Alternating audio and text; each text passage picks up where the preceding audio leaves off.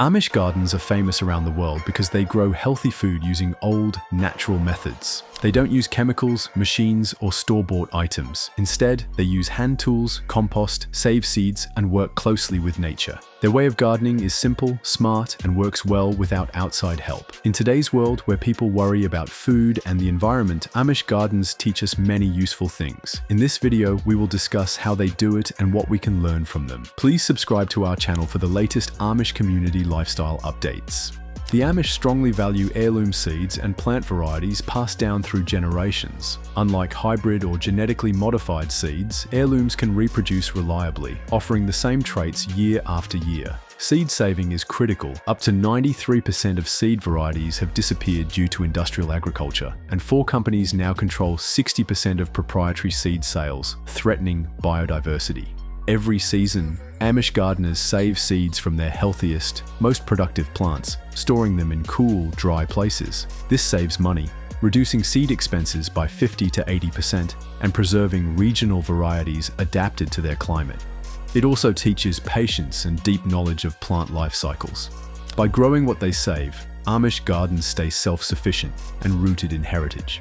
Rather than using chemical fertilizers, the Amish nourish their gardens with rich, organic compost. Compost use can increase crop yields by up to 20%, reduce irrigation needs by 50%, and cut synthetic fertilizer use by 75%. They recycle animal manure, kitchen scraps, leaves, and other natural materials to create nutrient-rich soil. This closed-loop system reduces waste composting, diverts up to 30% of household waste from landfills, and restores essential minerals. Amish manure, especially from horses, cows, and chickens, is aged and turned for optimal decomposition. About 80% use horse-drawn spreaders. Wood ash, crushed eggshells, and fish scraps are added for balance. By feeding soil, not just plants, they build long-term fertility, supporting continual harvests passed down over generations.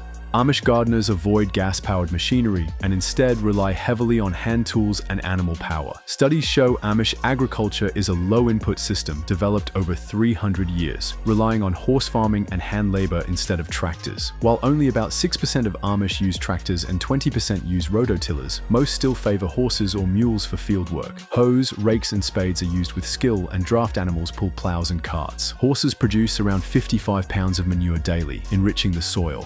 These low-tech methods conserve fossil fuel, foster deep land connection, and uphold the principle of simplicity. Tools are well maintained, empowering gardeners to stay independent, resilient, and productive even when fuel is scarce. The Amish practice crop rotation meticulously to keep their soil healthy and productive.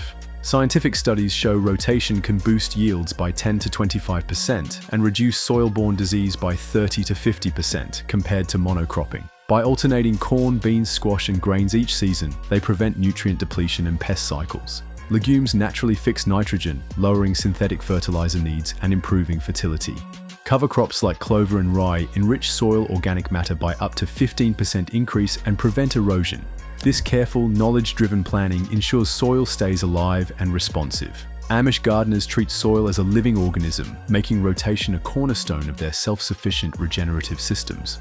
Water is a precious resource, and the Amish make every drop count. Rainwater harvesting can reduce agricultural water demand by up to 40%, gathering approximately 600 gallons from each inch of rain on a 1,000 square foot roof. Many Amish homes and barns have rainwater systems directing rooftop runoff into barrels or cisterns. They use gravity-fed drip irrigation, which cuts water use by 30 to 60% compared to traditional methods. Mulching with straw or grass clippings reduces evaporation by up to 70%. This low-tech but effective combination ensures consistent hydration, minimizes waste, and reflects a philosophy of careful stewardship.